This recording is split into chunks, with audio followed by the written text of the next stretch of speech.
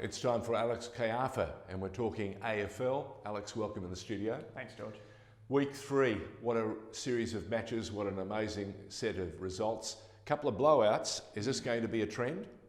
I would like to think it's not going to be a trend, but the way that the scoring's going at the moment and how fast the game's moving, we're seeing some pretty high scores at the moment, and it's looking really good at the moment. So the reduction of the interchange, the different man on the mark, introduction, has all added another dimension, and it's added to scoring. But in the opening game, Collingwood and the Lions, they were separated by just the 1 point. It was, and it was separated by an after the siren Zach Bailey goal. Zach Bailey, the week before against Geelong, could have easily had another shot after the siren, or at least to win the game after Geelong, but wasn't called holding the ball. The football gods decided to make jokes, and here we are kicking the winning goal. Yeah, but I also think that he took it upon himself. He was steeled and ready. The minute he hit that ball, yeah, it hadn't sailed through the posts, and he immediately turned around and went, "Boys, I've done it." Yeah, looked great. It looked awesome. It really did. We were at a restaurant, having dinner, and I heard a scream from inside. Everyone watching the football, so I realised something must have happened, because it was looking like one-way traffic, especially early in the contest. Well, Brisbane only led for 3 minutes in the entire game, and that was because they kicked the first goal and then the last goal. Haven't I told you that it's how you finish, exactly. not how you get there? Exactly. All right, now one side that really is struggling, there's no two ways about it. It was the Good Friday game, the one that North Melbourne has been wanting forever and a day to make it their own. Well, they're struggling right now to hold on to anything that vaguely resembles possession. They got thumped by the Bulldogs, who are playing great footy. Yeah, the Bulldogs are absolutely flying at the moment. They're just moving the ball with ease. They're scoring with relative ease. And this new change in the game and how quick it's going is actually suiting the Bulldogs probably more than anyone else. Treloar's not hurting them either. No, he's not. He's just come in seamlessly and added to a group of midfielders. There's about 6 or 7 of them that could get 30 plus possessions each week. So it's unreal. I say for North, is the right man coaching them at the moment? I think the right man is coaching the job. Unfortunately, he just doesn't have the cattle at the moment. They're still young. They've lost about 14 games in a row now, and as a Carlton supporter, I know the pain.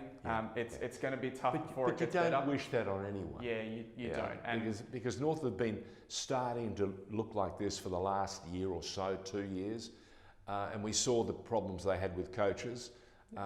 I think you're on the money, though, that the cattle may not be there at the moment. And of course, let's not kid ourselves, injury does undermine even the best squads. Yeah. And we see some squads out there that are really struggling at the moment. We'll talk about that a bit more. Crows and the Suns, this threatened to be anything at one stage, but then again, that big man who likes to kick 1 million goals, the man they call God in Adelaide, not Godra, who is young Modra, Tony Modra, but he's back, and is it my imagination? He's fitter than ever before. He's fitter than ever before.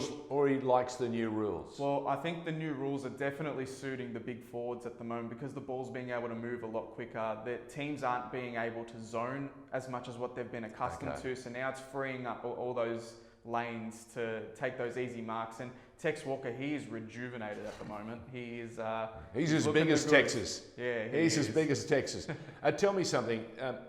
I understand the ball's getting around. Does that mean that the zonal defences of the past is officially over or dead, or are we just going through this mad scramble until coaches, learn to lock it down even better as the season progresses? Look, we could be going through a bit of a transition phase, but this new stand on the mark rule, what it's not allowing is, especially a team like Richmond, what they like to do is move around on the mark, and they like to force you go away, so then their whole defence is set up. Now with this new stand on the mark rule, they're unable to block off those little lanes, those little visions that the kickers are normally taking, and it's paying dividends.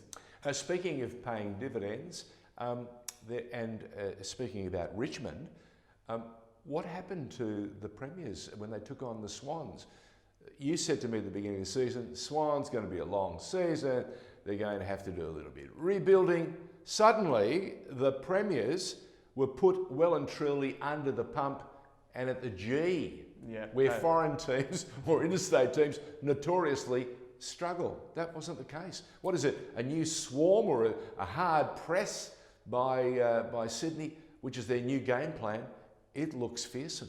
It's definitely the hard press, the youth, the energy. They tore Richmond apart.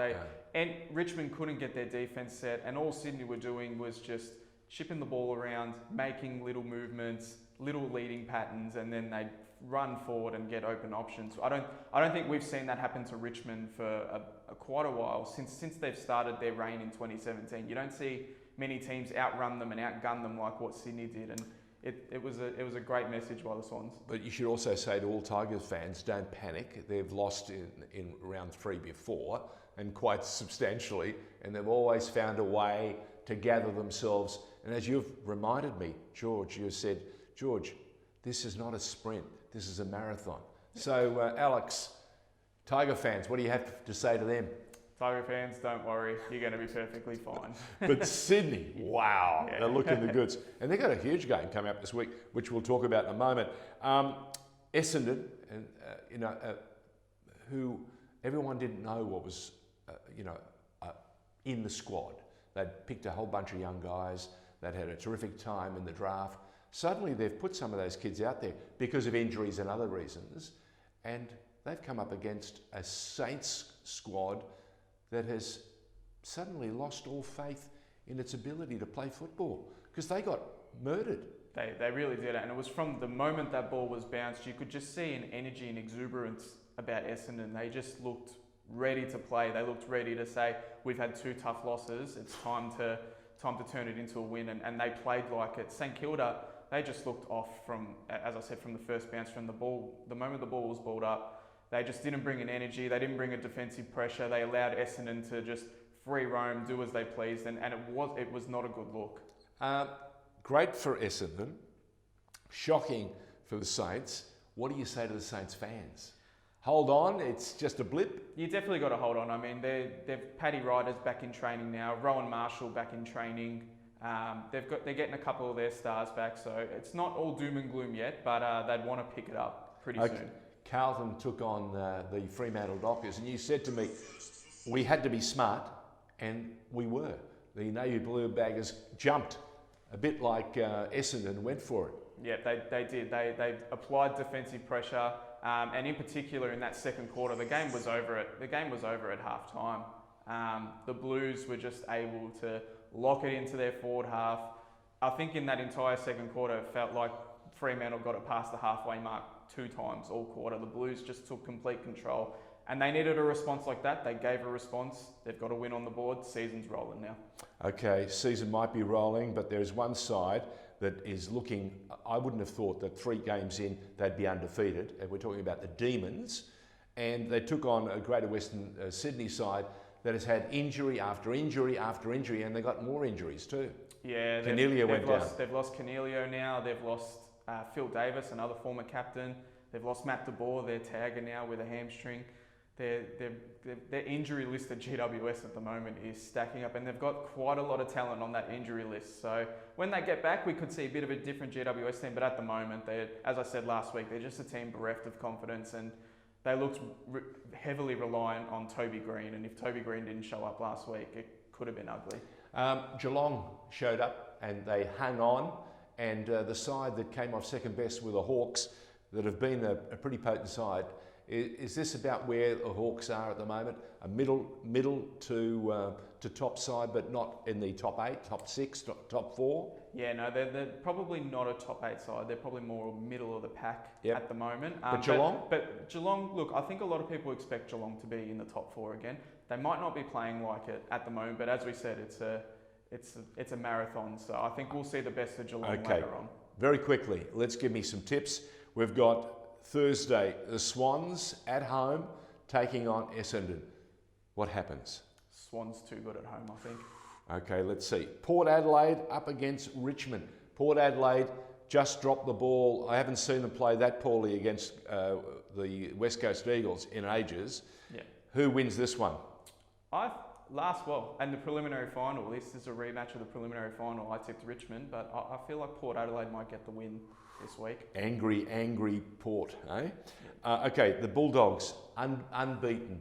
Can they take on Brisbane and make it 4? I think they will at Mars Stadium in Ballarat. Okay. The next result I want you to go for is St Kilda and the Eagles. Really hard one. Eagles looking pretty strong, but do they travel well? Saints really struggling to find any sort of confidence. Well, we know how good the Saints can be, and But I think based on form, West Coast looked great on the weekend against Port Adelaide, so West Coast get my tip. Suns, Carlton. I'm tipping the Blues. David Teague, he's coached twice against Gold Coast, hasn't lost yet. Game being played at Metricon. Game's being played at Metricon, I understand. I think for the Suns, the big loss of Jared Witts, their ruckman for the season with an ACL tear, I think that could play a big part in the Blues. And Collingwood taking on the Giants. Collingwood got too much for the Giants, who are going through an injury pack. I think they do this week, yeah. Especially at the MCG, the Pies are normally pretty good. Northern Crows. I think the Crows. I think the big Texan Tex Walker could do some damage on a North defence. Demons, Cats. And this is a tough one because Melbourne are flying, but we know how good Geelong can be as well. Geelong get my tip, but And the Danger Man's back, isn't he? He's not. He's got one more week. One more week to go. But they could be debuting their other star recruit in Jeremy Cameron this week. So. And Fremantle up against the Hawks. Despite being decimated, I like Fremantle in Perth. They're like a West Coast. They play a lot different when they're at home, and I think they'll get the job done. All right. Alex Caiafa giving you the absolute lowdown on last week and what's to come this week. It's the AFL on The Informer.